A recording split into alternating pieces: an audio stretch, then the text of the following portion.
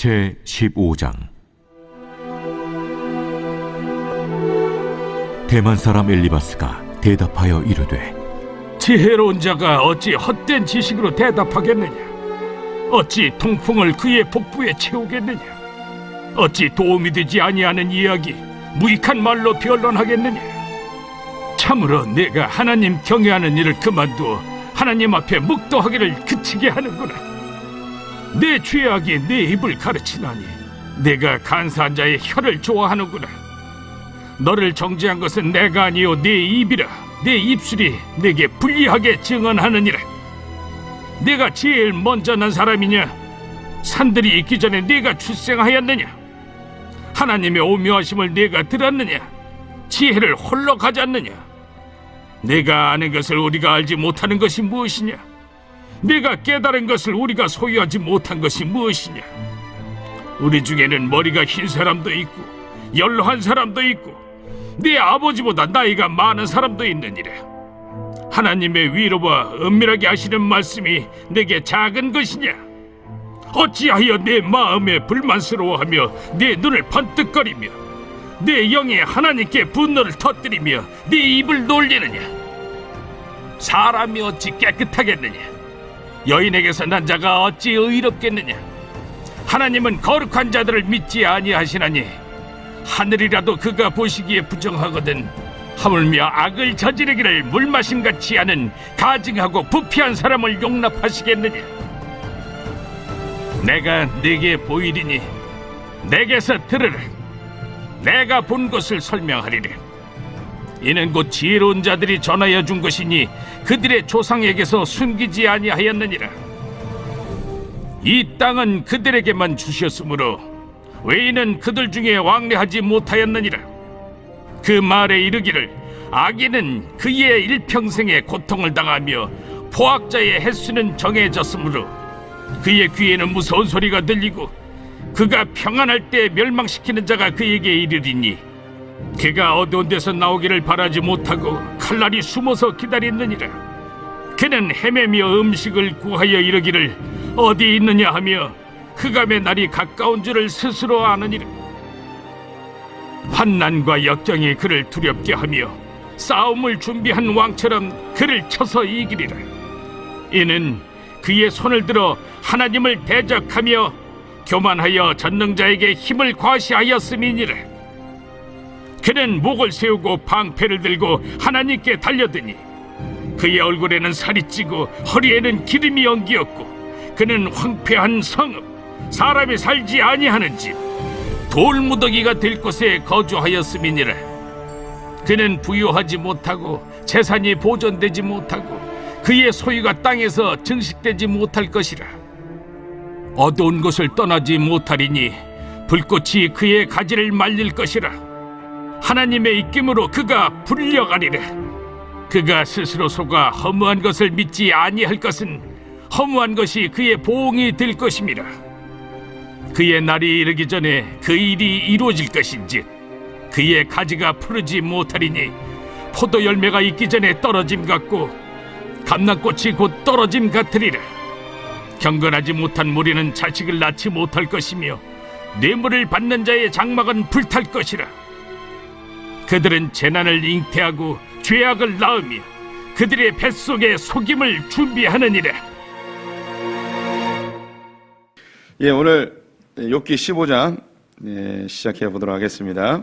서론부터 읽어보죠. 욥기의 첫 번째 논쟁이 끝났습니다.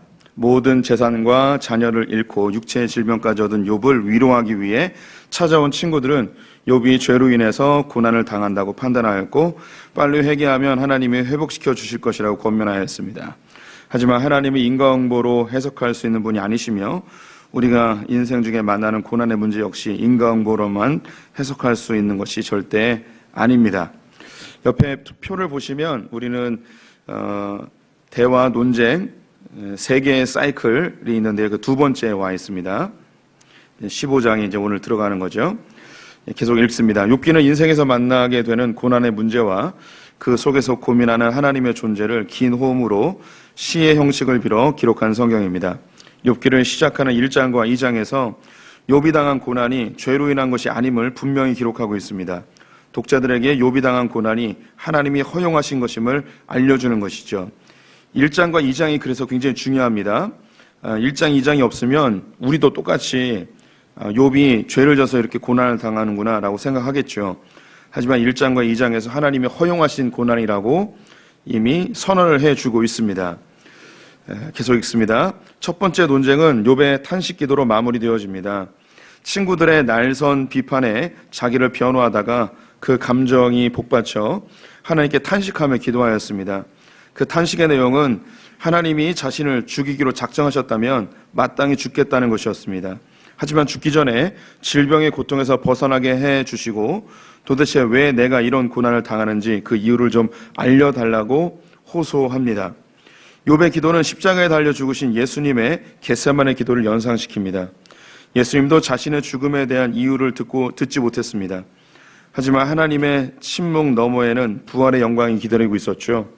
예수님의 십자가를 보게 된 그리스도인들은 인생에서 만나는 이유 모를 고난에 대해 하나님을 원망하기보다는 고난 뒤에 찾아올 영광의 면류관을 소망하게 됩니다. 네, 오늘 찬양처럼 힘을 내세요, 힘을 내세요. 주님이 우리와 함께 하심을 믿는다면 어떤 고난과 역경도 다 이겨낼 줄 믿습니다. 우리는 예수님이 이미 걸으셨던 그 길을 뒤쫓아가는 자들입니다. 예수님이 이유 모를 그 고난 속에 십자가에 달려 죽으셨죠. 그분을 우리가 바라본다면 우리 인생에서 다 이해되지 못하는 역경과 고난, 이것을 우리가 예수님 본받아서 한 걸음씩 한 걸음씩 걸으면 그 뒤에 주님께서 영광의 면류관을 예비해 두셨다는 것을 증거로 우리가 가지고 있기 때문에 이 길을 조금 더 수월하게 그리고 담대하게 우리가 이겨낼 수 있다고 저는 확신합니다. 또 주님이 우리의 그것을 약속해 주고 있고요. 오늘 이제 15장으로 한번 들어가 볼게요. 엘리바스의 두 번째 비난이라고 할 수 있습니다. 1절부터 3절 우리 성도님들이 한번 읽어봐 주십시오. 시작.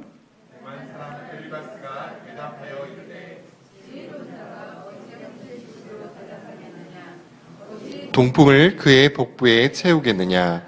어찌 도움이 되지 아니하는 이야기, 무익한 말로 변론하겠느냐? 1번입니다. 엘리바스는 욥이 한 이야기에 대해 평가한 말이 아닌 것은 무엇일까요?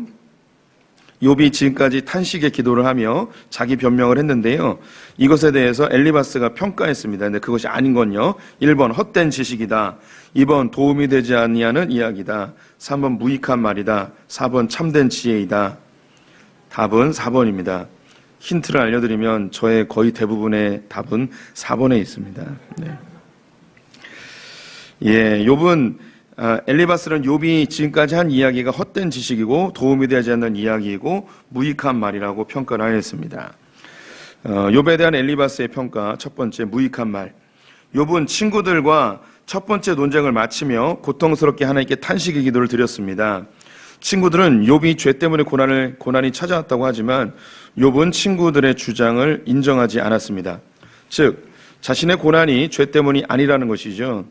여기에는 세 가지 중요한 이유가 있었습니다. 첫째, 속죄의 능력을 믿었기 때문입니다.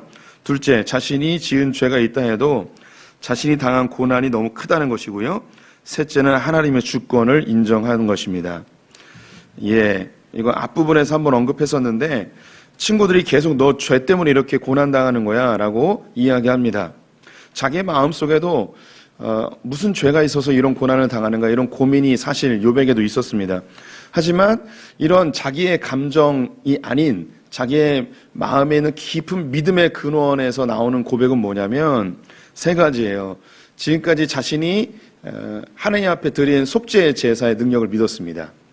만약에 과거의 죄 때문에 이런 고난을 당했다면 지금까지 내가 하나님께 드린 이 속죄의 제사는 무효가 돼버리는 거죠. 이 제사가 무능력한 것이 돼버립니다. 그렇기 때문에 이것은 말이 안 된다는 거죠. 하나님께 드린 이 제사는 분명히 효력이 있고 능력이 있기 때문에 내 죄악이 다 소멸됐다는 것을 굳건히 믿었습니다. 또 내가 고백하지 않은 죄, 아직 내가 하나님께 회개하지 않은 죄가 있다 하더라도 내가 지금 당한 이 징계 혹은 고난에 비하면 너무 크다는 거예요. 그래서 이게 등식이 맞지 않는다는 거죠. 그리고 세 번째로 고백하는 게 나는 하나님을 신뢰한다. 하나님이 고난을 통해서 나를 정금과 같이 나오게 할 것. 그리고 이 모든 고난이 주님의 주권 속에 있음을 내가 다 이해하지 못해도 하나님의 주권 속에 있음을 나는 신뢰한다. 이 고백을 하였습니다. 근데 고난이 길어지니까 이 믿음의 고백도 자꾸 흔들리게 되는 거죠. 계속 읽어보겠습니다. 이 중에서 욥에게 가장 중요한 신앙은 하나님의 주권 사상입니다. 자신이 당한 고난이 하나님이 정한 계획이고 그 계획 안에 죽음이 있다면 그 누구도 바꿀 수 없다고 하였습니다. 따라서 하나님의 주권 앞에 자신은 순종하겠다고 고백합니다.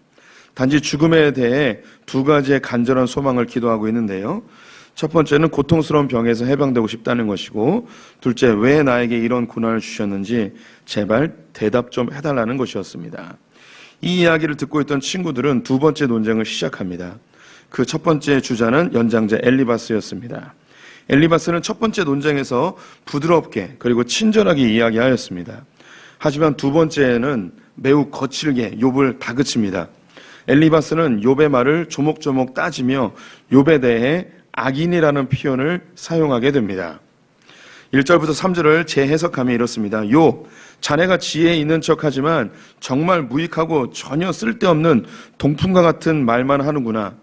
참으로 지혜로운 사람은 자네처럼 어리석은 말을 하지 않으며 아무런 의미도 없는 그와 같은 헛된 말로 자신을 변명하지 않는다네. 엘리바스는 지금까지 욥이 한 이야기가 지혜 있는 척 하지만 아무 소용이 없는 무익한 헛소리라고 일축합니다. 엘리바스는 욥의 말을 동풍에 비유하였는데요. 쓸데없다는 의미입니다. 동풍은 사막에서 불어오는 뜨거운 바람으로 불쾌할 뿐 아무 도움을 주지 못합니다. 중동 지방에 필요한 바람은 비를 가져다주는 바람입니다. 오히려 동풍은 뜨거운 바람으로 농작물에 큰 피해를 줄 뿐입니다.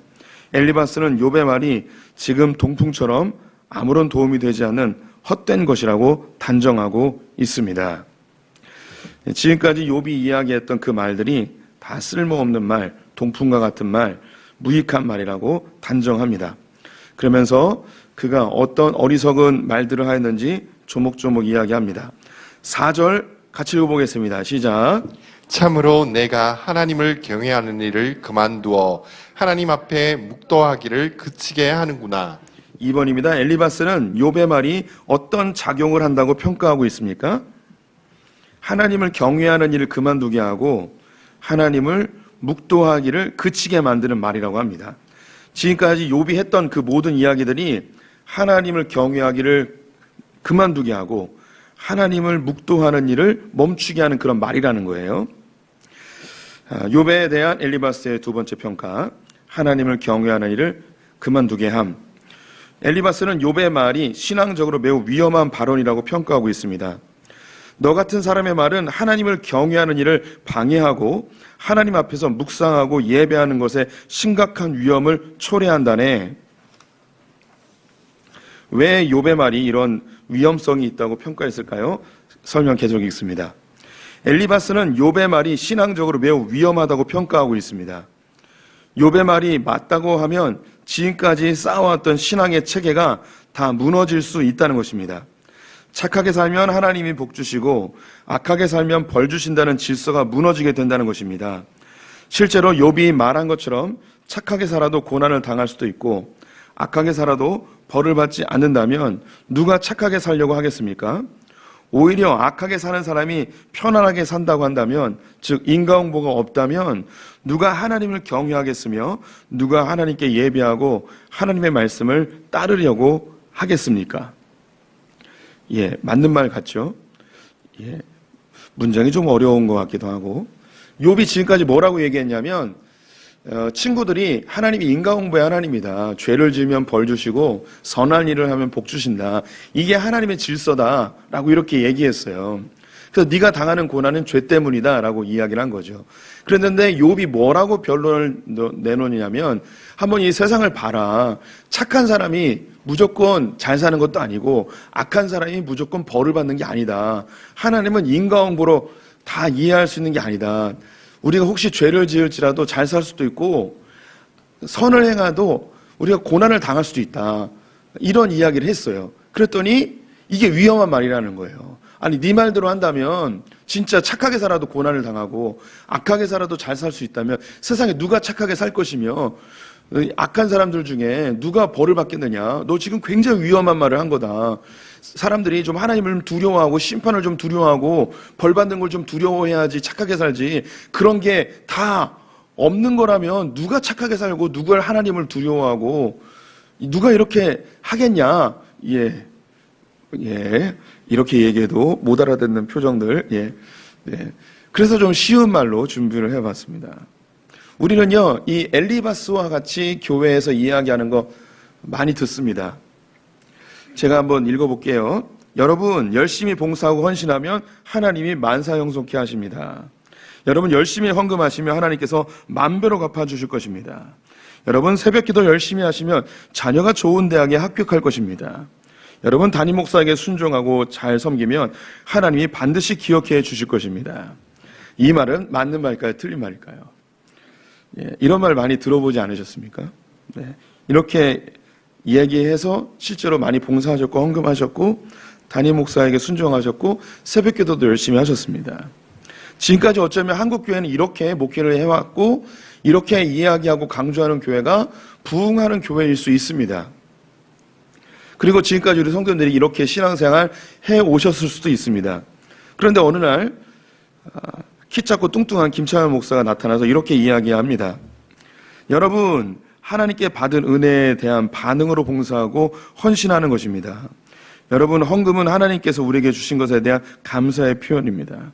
여러분, 새벽기도는 하루를 주님과 함께 동행하는 결단의 시간입니다. 여러분, 하나님, 담임 목사는 말씀을 가르치는 은사자이지 하나님이 아닙니다. 이렇게 가르친다면 제가 이걸 약간 좀 부드럽게 쓴 거예요. 좀 과격하게 쓰면 이렇게 쓸 수 있어요. 여러분, 주일 봉사 열심히 하고 교회 헌신해도 복 받는 거 아닙니다. 이렇게 이야기할 수도 있고요. 헌금 많이 해도 하나님이 돌려주지 않습니다. 이야기하고 새벽기도 열심히 해도 기도 응답 못 받습니다. 이렇게 얘기하거나 담임 목사에게 순종해도 하나님이 복 주지 않습니다.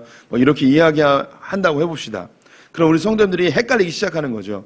그리고 지금까지 해왔던 그 신앙생활에 내 몸에 익숙했던 것들 이걸 계속 해야 되나 말아야 되나 막 고민하면서 봉사 안 해도 되나 보다.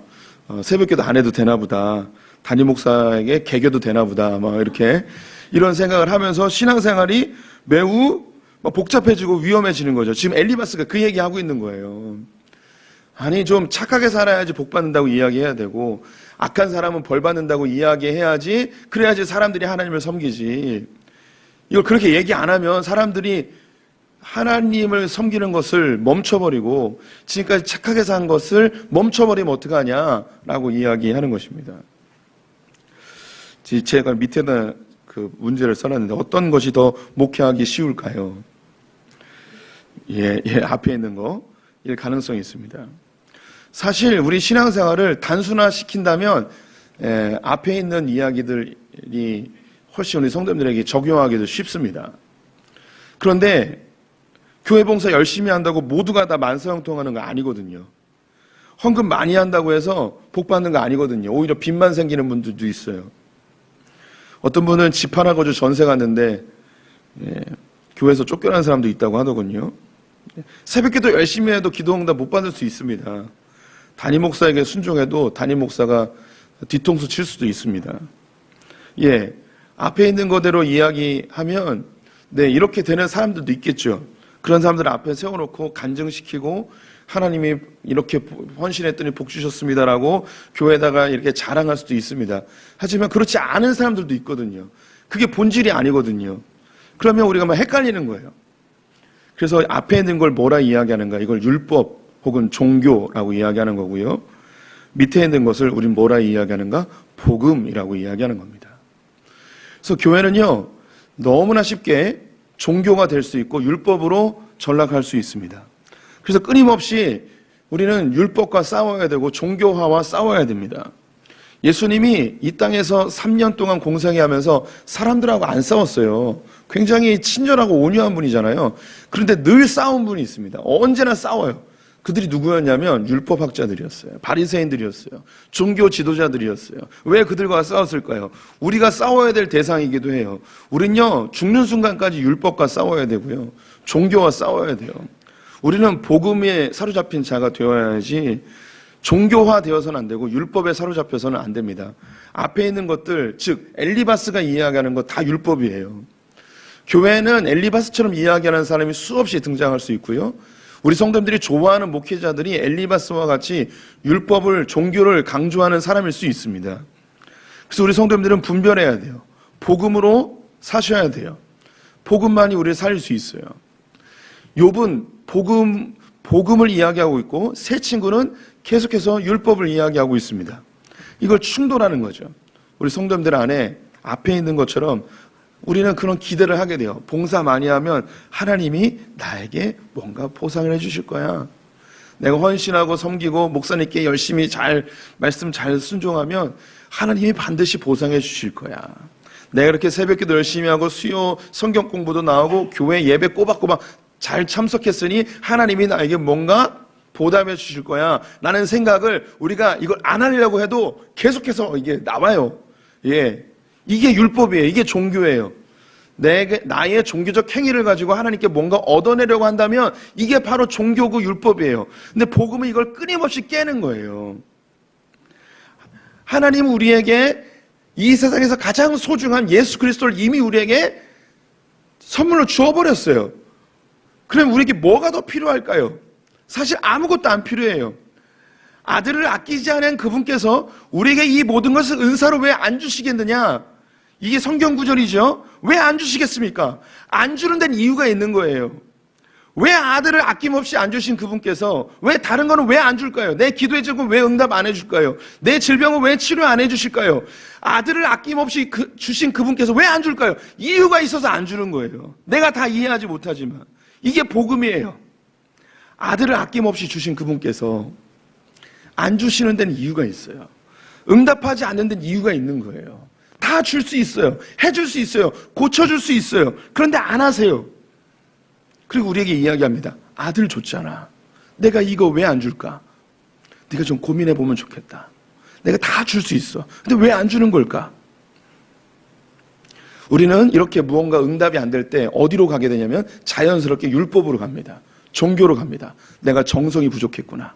내가 기도가 부족했구나. 내가 열심히 부족했구나. 그래서 우리는 내 몸을 더 복종시키면서 나를 더 학대하면서 뭔가 더 열심히 하고 내 스스로 율법을 만들어서 내가 하루에 한 장씩 꼭 성경 읽어야지. 기도응답이 안 되네? 그러면 3장씩 읽어야지.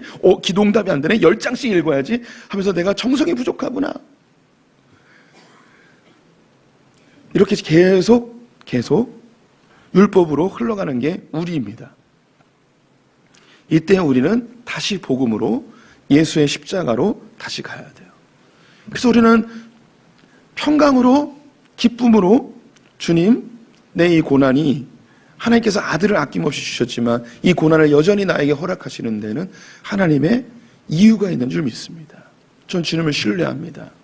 이 고난을 통해서 나를 성장시킬 주님을 기대합니다. 이게 복음인 거예요.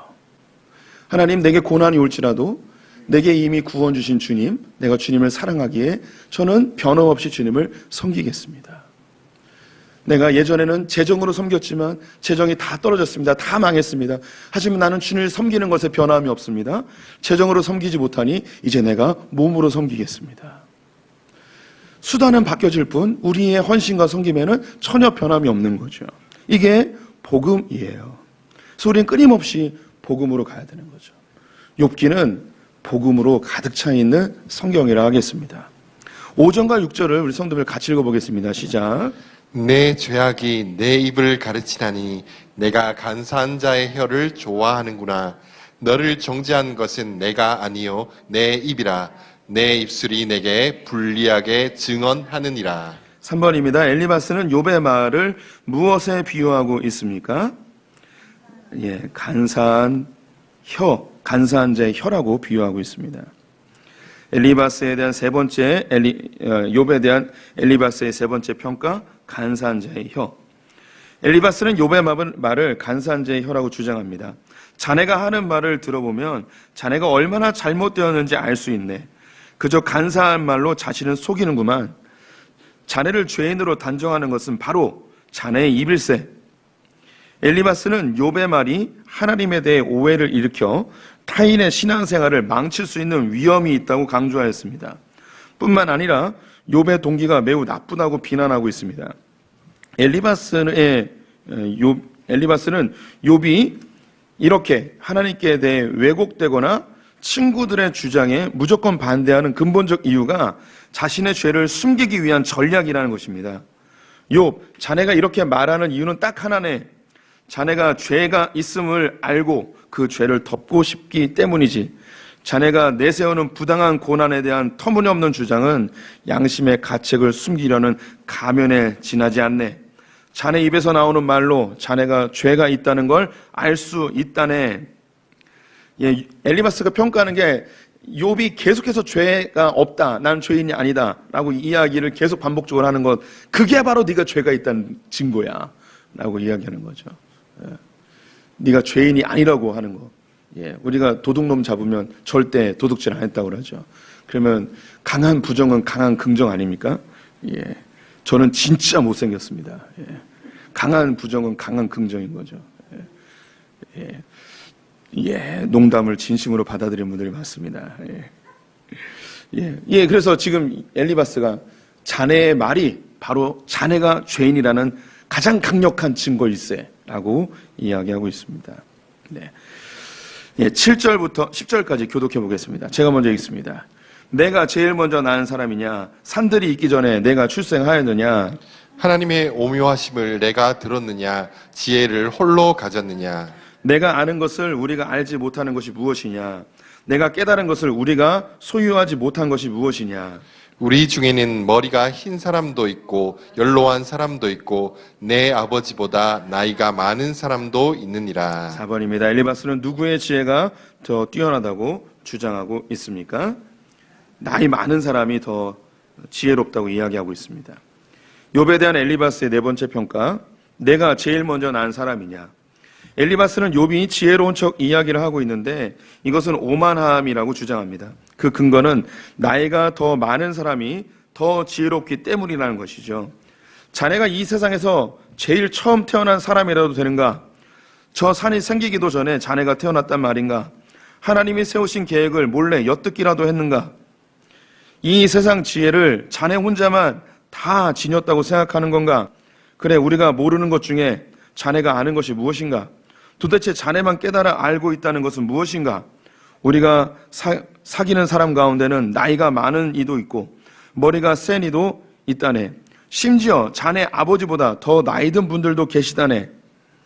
엘리바스는 욥의 지혜를 아는 척 말하는 것에, 욥이 지혜를 아는 척 말하는 것에 기분이 매우 안 좋았던 모양입니다. 나이 많은 자신에게 잘난 척하지 말라는 것입니다. 젊은 사람이 알면 얼마나 안다고 그러느냐는 것입니다.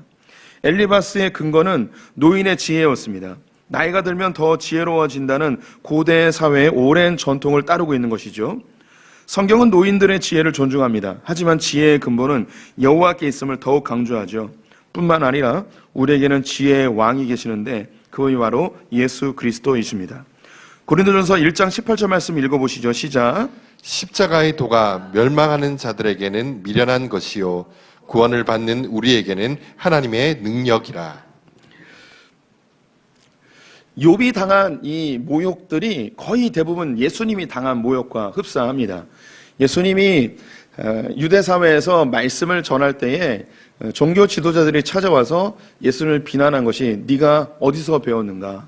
네가 누구에게 배웠는가? 네가 뭘 아느냐? 네가 하나님을 알면 어떻게 아느냐라고 계속해서 비난을 하였습니다. 그리고 예수님이 가르치는 것이 유대 사회의, 즉 유대교의 전통, 종교적인 관습들을, 그리고 율법들을 다 깨부시는 것이라고 생각을 했고 하나님을 경외하는 것을 멈추게 하고 하나님께 예배하는 것을 회방한다고 생각했죠. 욥에게 했던 그 이야기가 예수님이 들었던 이야기와 다 일치하는 것을 보게 됩니다. 사람들은 보통 나이가 많으면 지혜롭다고 이야기를 합니다. 오늘날 현대사회는 나이가 많으면 지혜롭다. 이것도 통용이 되긴 하지만 공부를 많이 하면 지혜롭다고 이야기를 합니다. 그래서 텔레비전을 틀면 소위 전문가들이 나와서 자신이 공부하고 혹은 자기가 깨달은 것을 계속해서 이야기하죠. 근데 그것이 모든 사람에게 적용될 수 있는 것이 아니고 또 그것이 완벽한 지혜도 아닐 것입니다. 요즘 우리나라에 가장 영향력 있는 사람들 세 사람이 있는 것 같은데 자녀 교육에는 이제 오은영 박사님이 제일 영향력이 있는 것 같고 또 애완견은 이제 강신욱인가 이분이 강형욱이요? 강형욱. 예, 제가 개가 없어가지고 관심이 별로 없습니다. 예. 그리고 한 분은 이제 백종원 씨 이렇게 있는데 거기에 한 사람을 더 끼자면 김창현을 넣을 수도 있을 것 같긴 한데 그래서 저는 이 세 분들 중에 이제 강형욱이나 이제 백종원 씨는 상당히 공감이 많이 돼요. 근데 이 오은영 씨가 하는 이야기는 공감이 100%는 안 됩니다. 예. 그분이 전문가로 등장을 하지만 저는 궁금해요. 오은영 박사님의 자녀들은 얼마나 잘 자랐나, 예.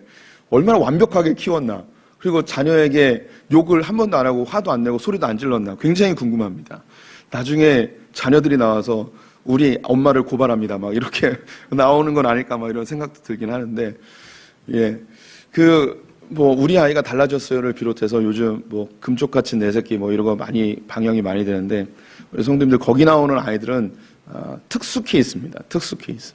그래서 그 특수 케이스를 가지고 모든 아이들에게 다 적용하는 것은 사실 무리가 있을 것 같긴 합니다. 제가 이제 자녀 교육에 대한 책을 대략 써놓은 게 있어요. 근데 그거를 제가 출판하고 싶어도 출판을 못하고 있습니다. 왜냐하면 내가 아이들을 다 키워보지 않았거든요. 아이들이 어떻게 자랄지 누가 알겠습니까? 그리고 그 책을 내도 잘 안 팔릴 거예요. 왜냐하면 제가 우리 아이들이 서울대학이나 하버드대학을 가야지 그래도 책이 좀 팔리는데, 근데 그렇게 아이들을 이렇게 사회적으로 두각을 나타내는 만큼 키우지 못하였으니 이 책을 내놔도 읽을 사람이 별로 없겠죠. 제가 이야기하는 게 뭐냐면 소위 전문가라고 그리고 사회적으로 두각을 나타내는 사람이라고 해서 그 이야기가 다 맞는 게 아닙니다. 그리고 이 세상에서 이야기하는 그 정보가 다 맞는 정보는 아닙니다.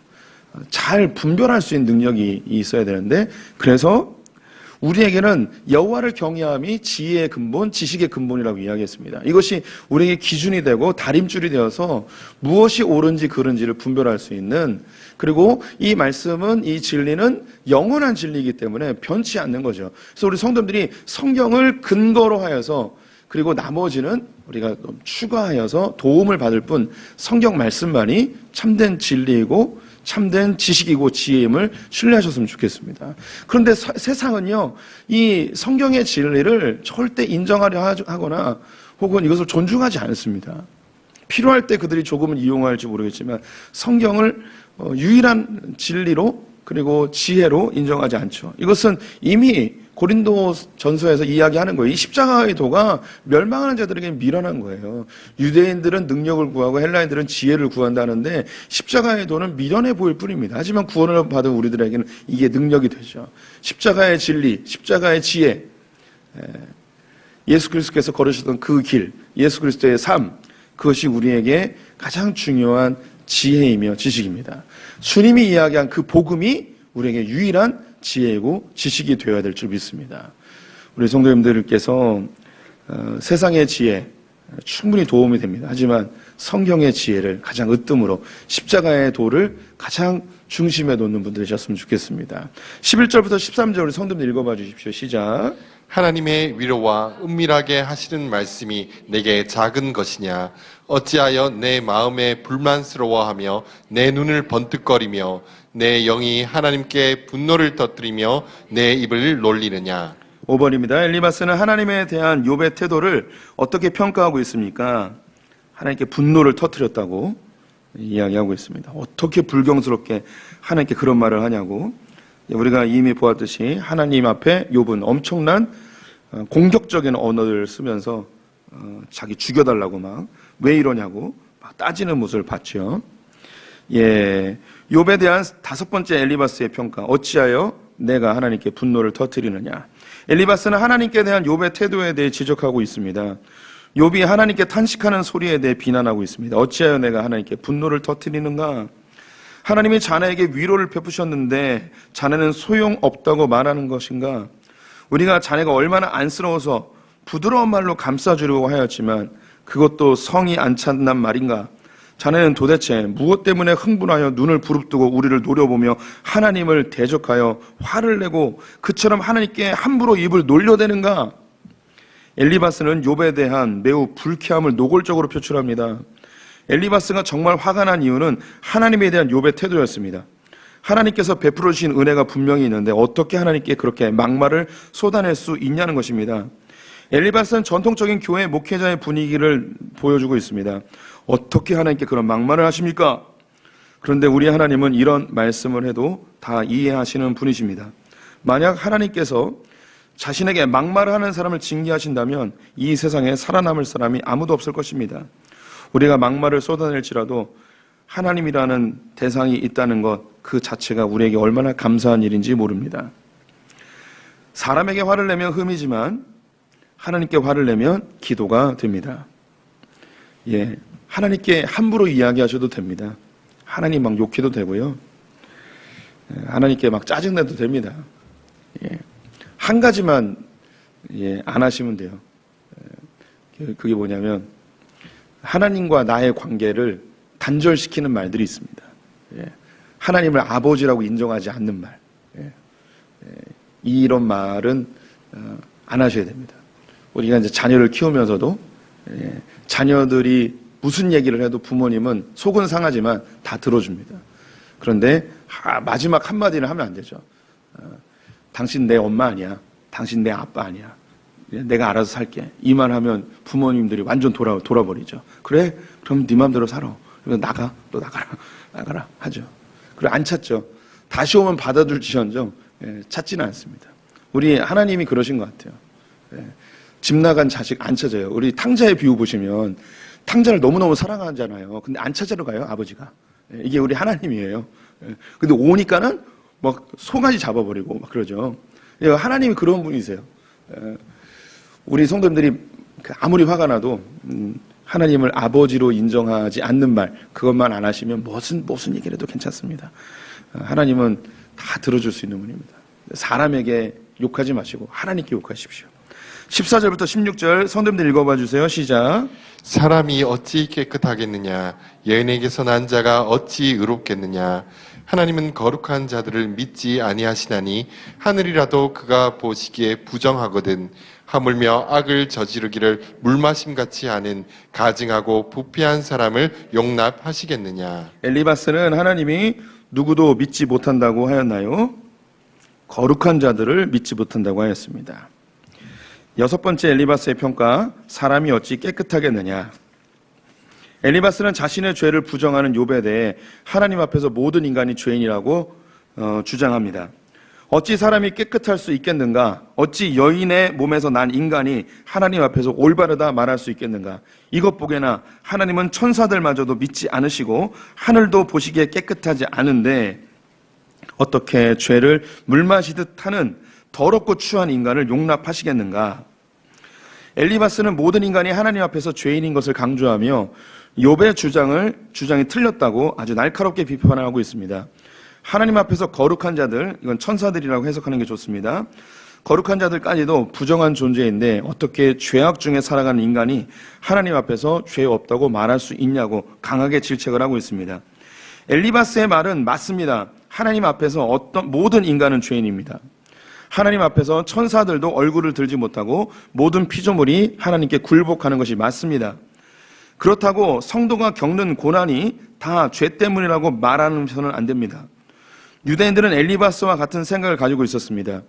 유대인들의 생각으로는 예수님의 십자가 고난이 해석되지 않을 것입니다. 그들의 시선에는 예수님은 그냥 악랄한 신성 모독자일 뿐이죠. 데살로니가후서 1장 5절 말씀 읽어봅시다. 시작. 이는 하나님의 공의로운 심판의 표요 너희로 하여금 하나님의 나라에 합당한 자로 여김을 받게 하려 함이니 그 나라를 위하여 너희가 또한 고난을 받느니라.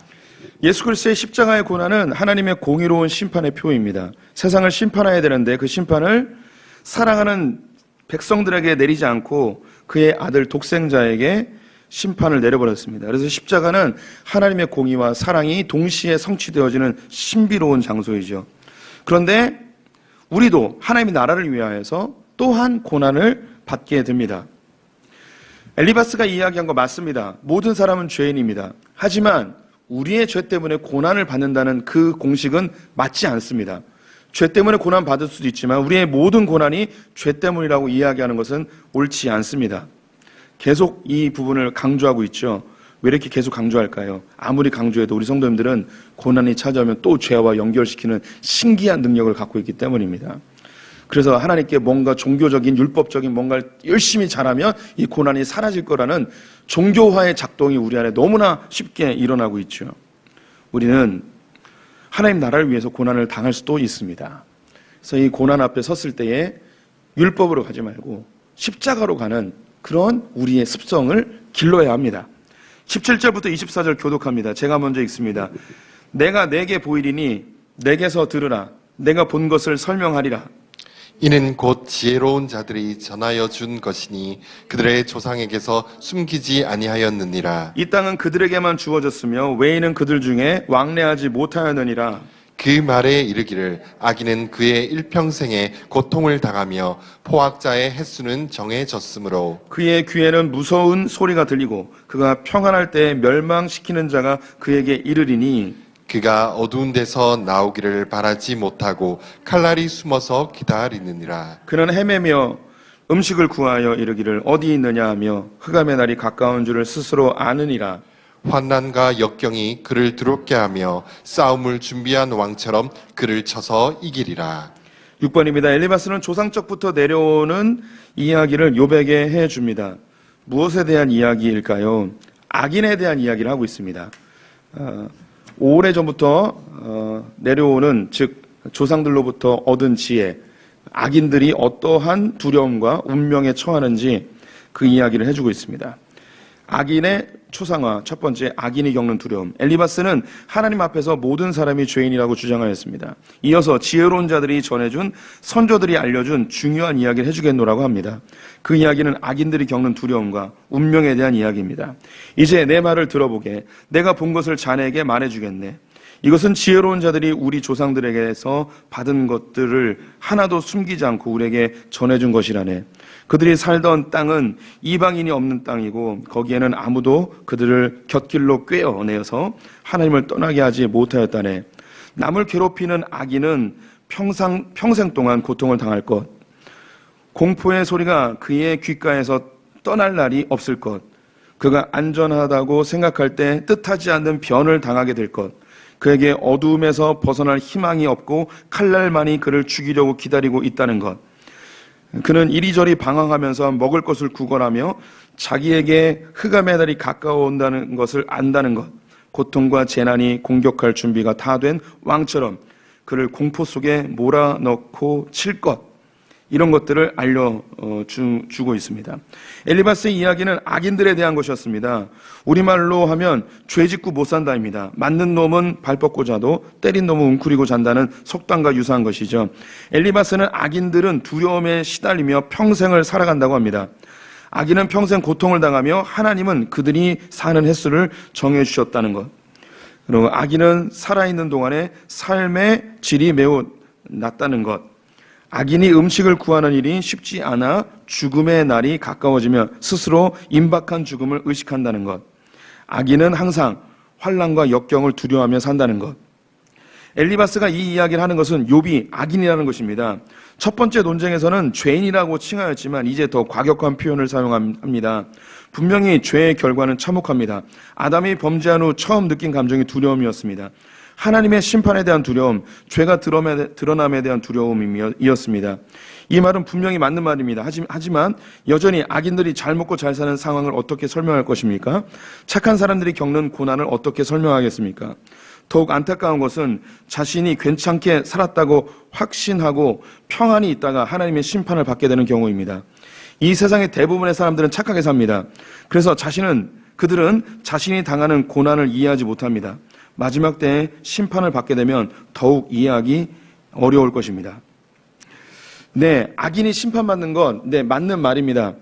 하지만 착하게 잘 살고 있는 사람, 고난이 찾아오지 않는 사람들이 완벽하게 착하게 산다고 그 누가 말할 수 있겠습니까? 우리 성도들이 고난을 겪지 않는다고 해서 우리가 죄 없다고 누가 이야기하겠습니까? 그런데 그런 크리스찬들이 의외로 많이 있습니다. 자녀들이 잘 되고 삶이 편안하고 그러다 보면 아, 내가 꽤 괜찮게 살고 있구나라고 착각하는 경우입니다. 그런데 주님 앞에 갔을 때 나는 너를 모른다라고 한다면 그 얼마나 고통스럽고 참혹한 현실이겠습니까? 차라리 죄를 짓고 내가 악인임을 알면서 하나님을 두려워하고 하나님 나 좀 살려주세요라고 이야기하는 사람들이 오히려 천국 문 앞에 가서 내가 네 죄를 사하노라고 천국으로 입성한다면 이 얼마나 참혹하고 고통스러운 일이 아닐 수 있겠습니까? 그래서 예수님이 이야기하기를 의원이 아픈 자에게는 쓸데있지만 건강한 자에게는 쓸데없다 이야기했습니다. 그래서 예수님이 이야기하기를 내가 온 것은 악인을 위한 것이, 죄인을 위한 것이지 의로운 자를 위해서가 아니라고 이야기하셨죠. 예. 엘리바스의 말대로 이야기한다면 이 악인은 지옥불에 떨어져야 됩니다. 하지만 복음 앞에 서게 되면 바로 이 악인들이 바로 천국에 들어가는 사람이 되어버리는 거예요. 오히려 더 위험한 사람이 누구냐면 이 세상의 대부분, 예수 안 믿는 대부분의 사람들, 나는 그래도 괜찮게 착하게 살았어. 내가 이렇게 착하게 살았기 때문에, 열심히 살았기 때문에, 노력했기 때문에 이 정도의 재물도 얻었고 이 정도의 가정도 이루었고 이 정도 평안하게 사는 거야. 나는 괜찮은 사람이야 라고 생각하는 그 사람이 훨씬 더 복음 앞에서 위험한 거죠. 우리 성도님들이 교회를 다니다 보면 저는 죄인입니다 라고 고백하기보다는 주님 나 그래도 꽤 괜찮게 살았죠 라고 고백하는 게 더 강력해집니다. 우리 성도님들이 교회 안에서 더 위험해질 수 있는 사람들이에요. 욥이 아니라 우리는 오히려 엘리바스처럼 될 사람들이고 예수님의 제자들이 아니고 예수님을 십자가에 못 박은 종교 지도자들이 될 수 있는 가능성이 매우 높죠. 그래서 예수님이 이렇게 이야기하고 있습니다. 마태복음 24장 말씀 같이 읽어보겠습니다. 노아의 때와 같이 인자의 임함도 그러하리라. 홍수전에 노아가 방주에 들어가던 날까지 사람들이 먹고 마시고 장가들고 시집가고 있으면서 홍수가 나서 그들을 다 멸하기까지 깨닫지 못하였으니 인자의 임함도 이와 같으리라. 노아의 홍수 때 사람들이 다 멸망하여 죽게 되는데 그들의 죄악은 먹고 마시고 시집가고 장가가는 것이었습니다. 그런데 인자가 임하는 때도 똑같다는 거예요. 예수님 다시 오실 때도 사람들이 다 무엇을 위해 사는가? 어떻게 하면 잘 먹고 잘 살까? 어떻게 하면 시집장가 잘 갈까? 이거 생각하면서 산다는 거죠. 우리 크리스찬들이 하나님 앞에 내가 꽤 잘 산다고 생각할 때가 언제냐? 내가 잘 먹고 잘 살 때, 내 자녀들이 시집장가 잘 갈 때, 내 삶에 아무 문제 없을 때 나는 꽤 괜찮게 산다고 생각을 하겠죠. 그때 주님이 오신다는 거예요. 우리는 두렵고 떨림으로 주님을 준비해야 되는데 오히려 우리가 하나님 앞에 버림받을 수 있는 그런 조건을 갖추어가고 있는 그런 위태로운 상황일 수도 있습니다. 그래서 우리 성도님들 제가 자주 말씀드리지만 이건 저에게 하는 이야기이기도 합니다. 우리는 철저하게 죄인입니다. 머리부터 발끝까지 죄인입니다. 우리 안에 선한 것이 하나도 없습니다. 그래서 늘 주님께로 가까이 가야 하고 주님의 기준대로 살기를 힘써야 합니다. 내 안에 선한 것이 없습니다. 내 속에서 일어나는 모든 것이 다 악합니다. 그래서 주님의 말씀으로 나의 생각과 나의 말을 늘 필터링을 해야 합니다. 그것이 우리의 삶에 이게 잘 습관이 되어야 하고 이것이 잘 습관화된 사람들을 경건한 사람이다라고 일컫게 되는 거죠. 25절부터 35절까지 교독합니다. 제가 먼저 읽습니다. 이는 그의 손을 들어 하나님을 대적하며 교만하여 전능자에게 힘을 과시하였음이니라. 그는 목을 세우고 방패를 들고 하나님께 달려드니 그의 얼굴에는 살이 찌고 허리에는 기름이 엉기었고 그는 황폐한 성읍 사람이 살지 아니하는 집 돌무더기가 될 곳에 거주하였음이니라. 그는 부유하지 못하고 재산이 보존되지 못하고 그의 소유가 땅에서 증식되지 못할 것이라. 어두운 곳을 떠나지 못하리니 불꽃이 그의 가지를 말릴 것이라. 하나님의 입김으로 그가 불려가리라. 그가 스스로 속아 허무한 것을 믿지 아니할 것은 허무한 것이 그의 보응이 될 것임이라.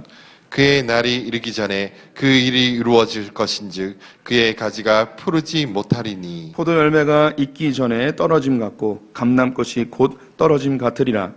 경건하지 못한 무리는 자식을 낳지 못할 것이며 뇌물을 받는 자의 장막은 불탈 것이라. 그들은 재난을 잉태하고 죄악을 낳으며 그들의 뱃속에 속임을 준비하느니라. 7번입니다. 악인들은 무엇을 잉태한다고 하나요? 재난을 잉태한다고 합니다. 즉 악인들의 결과는 재난이라는 거죠. 멸망, 고난이라는 것입니다. 악인의 초상화 두 번째, 악인의 결말. 엘리바스는 악인들의 결말을 하나님의 심판, 재난뿐이라고 주장합니다. 그 이유는 악인들이 하나님께 대항하여 싸웠기 때문이라는 것이죠. 악인은 그 손을 들어 하나님을 대적하며 하나님을 손가락질하거나 하나님을 향해 주먹을 흔든다고 합니다. 엘리바스가 이런 이야기를 하는 이유는 욥이 지금까지 그렇다고 지적하는 것입니다. 엘리바스의 말이 틀리지 않았습니다. 분명히 악인은 두려움에 사로잡혀 그 끝이 처참합니다. 그런데 문제는 하나님이 심판자로만 본다는 것입니다. 우리는 하나님이 세상을 통치하는 질서를 알아야 합니다. 하나님은 악한 자들을 지켜보시고 그때그때마다 심판하신다는 생각을 버려야 합니다. 동시에 우리가 착한 일을 하는 것 하나하나 살펴보셔서 복 주신다고 생각하는 것도 버려야 합니다. 우리의 일상은 하나님의 질서 속에서 운행됩니다. 사람이 죄를 지으면 하나님이 우리 안에 심겨놓은 양심이 작동하여 두려움이 느끼게 되어지는 것이고요. 또한 사회법과 도덕법에 의하여 심판받게 됩니다. 하나님이 만드신 세상의 질서가 악한 것을 그냥 두지 않는다는 것이죠. 또한 착한 일을 할 경우 자연의 질서 속에서 풍성함을 누리게 됩니다. 네, 이 엘리바스의 말이 맞는 듯합니다. 하지만 하나님을 단순히 인과응보의 하나님으로만 보는 거예요. 그래서 이 인과응보의 하나님을 생각하면 어떤 결과가 나타나는가 여기서 써놨는데, 하나님이 우리를 감시하는 분으로 착각하게 만들어버려요. 그래서 나쁜 일 하면 하나님이 다 추적해서 벌 주는 분, 착한 일 하면 하나하나 다 체크해서 복 주는 분, 하나님이 우리의 삶을 다 일거수일투족 다 감시하는 분으로 여기게 된다는 거죠. 주님이 우리를 다 아시는 분 맞습니다. 하지만 감시하는 분은 아니에요. 하나님은 왜 우리를 지켜보실까요? 우리 성도님들, 아기가 태어났는데 우리 어머니들은 모든 신경이 아이에게 집중돼 있죠. 아마 24시간 주목하여 볼 것입니다. 왜 보고 계십니까? 사랑해서, 예뻐서 얘가 뭘 잘못했나 체크하고 계십니까? 아이가 좀 크면은 감시자의 눈으로 볼 때가 있죠. 그때 아이들이 겪는 공포, 하나님 우리에게 공포를 주고 싶어하는 분이 아니에요. 내가 너 잘못하면 이 잘못한 걸 합력하여 선으로 바꿔줄게.